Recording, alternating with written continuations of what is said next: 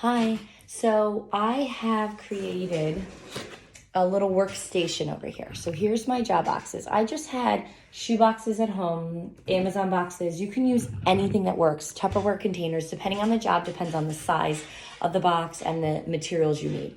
So I'm gonna give you a couple examples about what I have in these boxes. So this is job one. And in job one, I have a cup full of change. And I just had all these medicine bottles because I don't throw anything away. And on the medicine bottle, so the child would take the things out of the box, okay, and set themselves up.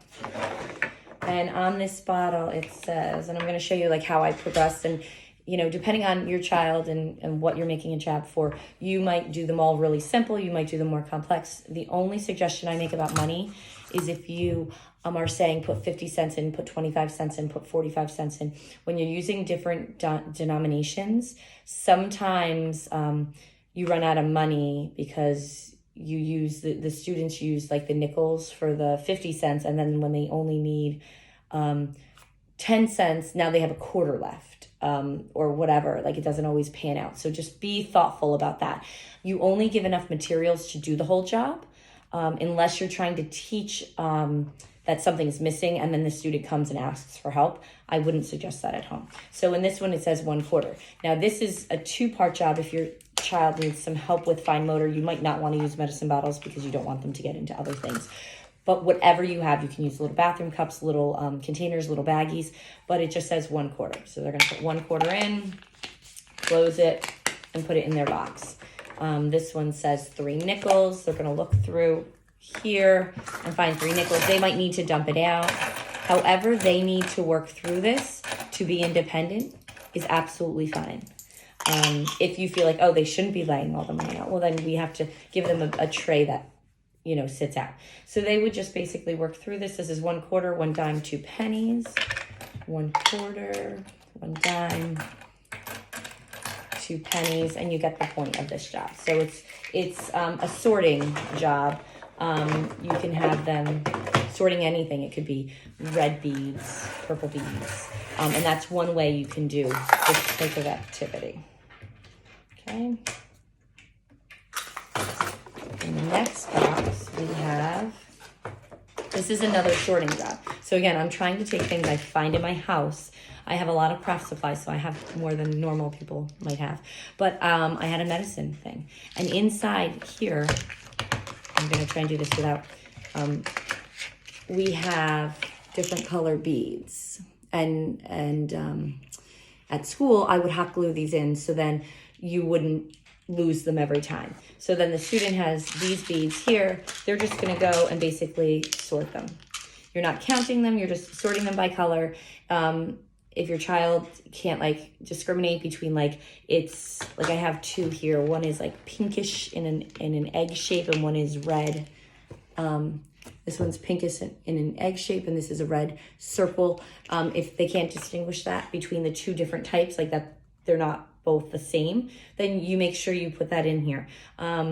When we would finish this job, like at the end of the day, no one's there, we would just dump them all out and put them in, and that's why I had one hot glued, because it was always set up ready to go. So that was one, and then they would close it up, close this up, put it back in their box, and put it in finish. The next job I have, and this one shows my hoarding, is a packaging job. So here's the bags they're gonna put it in. And then if you look in the box, I have it sort of set up pretty neatly, which they really could ultimately package it from here. You don't want just a big mess of everything in a box because that's overwhelming. You look in and you're like, well, what am I supposed to do here? Again, you went through all the jobs with the students, so when they see this job of deodorant and toothbrushes and toothpaste, they will know that, oh, I'm packaging. I'm putting one in each. In some situations, I might take a picture of each item, like this, take a picture of it. So then when they open it up, oh, this is what I need in each bag. And then they put it in. I didn't do that today for this because I just wanted to show you what is expected, but that would be what I would do in the classroom. Now, one of the things some people might say, I have all these different types of deodorant. Again, we're going to tell them, oh, you're just going to get a deodorant. So you might want to take a picture of the back, or a plain deodorant. Or on a card, you can say, in each bag, put one deodorant, one toothbrush, and one toothpaste. Oh my goodness. So then they would just open it up and put each thing in.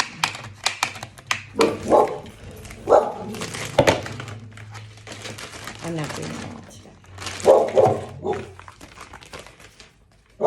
Sky, enough. One deodorant, one toothpaste. And they would follow through with that job until all the supplies are done. And of course, I made enough for 7. So I will show you 7. I do have another job here that I'm going to steal toothpaste from, so you're going to bear with me when we get to that job. I'll show you. So that's what this job would look like, okay? I'm going to keep my toothpaste out. I'm going to show you a different job with toothpaste.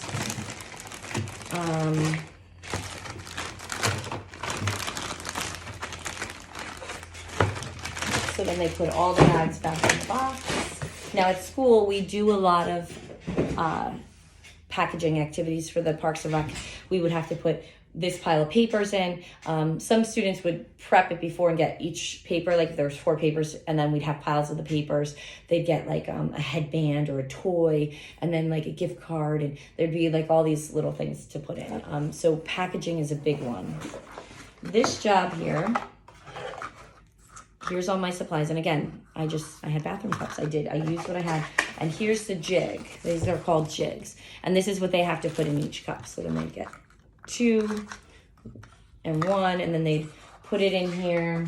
And now one of the things we try and do for jobs like this that aren't lids and close really well, we try and have the students put them in neatly. And then put it on the shelf neatly, because certain jobs in their future, they might not have containers and lids and everything. And the last one sorts itself out. They put this back in, and you can see how all the cups fit in nicely. You put your jig in, and you put it in your finished pile. This one is another job. Now I should put this in like a better closing system, but again, I'm just trying to show you. In the bottom of the cups, I put the number 1, the number 2, 3, however many cups. Again, I did 5 and 7 examples, but you can do 10, 15, because again, you're trying to just keep your child engaged and expected to complete a job with the requirements that were there. So this one, you're just going to put the beads in here. For this activity, you can use toothpicks. You can use pennies. For this activity, I would use all the same coins, so either all quarters, all nickels, all pennies. M&Ms, again, then the kids eat them. Hopefully, if you're doing it with this, they're not going to keep eating them. Or like Hershey Kisses, pieces of pasta, anything that you have around the house. And basically, it's just a sorting. So 3, you can put them in baggies. And now for this particular activity, it would take less room because, let me see, 4 in here, 1 in here, 5 in here. You could just put all the cups together and put the empty cup on top. So it could actually be an activity that doesn't take up a whole shoebox and everything. Now it doesn't take that. That's okay. And put that in finished. Job number 6. This one is one that you might not have the materials, and I don't think our class did this year. But in the box, I have blocks. Okay, so if you have any Legos, anything, and again, I would do this a couple different ways, but for the group of students that I have this year, this would work. So on my little paper, I have short yellow, short white, short red. So they have to look and see, like, this is a short block and this is a long block. So again, we would discuss all this before. So this is short yellow, short white, and short red. Now I would expect that this is how it looks because it matches. Oh, this isn't yellow, this is orange, sorry. This matches. So it's short yellow, short white, short red. I didn't do height size because like this is, but they're short and long this way. So then that's done. Let's see. Short orange, short green, short gray. So I would do the gray, the green, and the orange. And again, I put it backwards in order. It doesn't really matter how they get to the answer for this job. Like there are certain things that you do want them to go in a specific way, but for this, because it made sense to go this way, but I want it to match the card. You can take a picture of these and have it for the activity I had in my classroom. I had pictures of these with it written next to it, because sometimes the colors didn't always come out or they started to fade. But that's how they would do it. This one is short blue, short red, short blue. So blue, red, blue. And then we have long white, long blue, long white. And again, you can do like 6 high. You can, depending on what materials you have. That one's done. And then the last one is long white, long green. And now if your child is doing these activities and they're doing them and they did them wrong, I would say, oh, come on back. Let's sit down. Let's look at this. What was it supposed to be? And make sure they understand what's expected of them. And then they just put it all in. They would not take the box apart. This is one that the kids want to take apart all the time. They do not take it apart because, again, if you go and mop and wash the floor, you're not going to then throw, dirt on it again. You're going to keep it nice and clean. Now, the last activity, and I have to steal from another one. This one's a little bit a different level, but would be empty toothpaste. Empty toothpaste containers, toothpaste bottles, boxes, the little boxes, and the toothpaste. So now they have to match which ones go in which. Now they're not going to close all the way because these don't have, the flaps, but like the Colgate, this one. So if you maybe have a couple of the samples, things that you can do for the packaging, if you go to hotels or you travel for work and then you have those little shampoos and stuff, they put one of each in. Again, you just have to be creative. Look around your house, see what you have, and make it work. But then this is, you just put them all in. And then I put them in my finished pile. Pencils, pens, they can be sorting. Like you can give them a handful of pencils and pens. They just sort 2 things. They take a pencil, pen, a paper clip, a piece of paper. If you have index cards, you could just write words on it. And you could take a paper clip and then find all the word act, find all the word cat, and they put them all together and put a paper clip on. If you want some fine motor activities, I had some bobby pins. So another one you can do if you have bobby pins at home, except I spilled them all over the table now. If you have bobby pins at home, you get an index card and you write a number on it, 7, and I'm going to write bobby pins.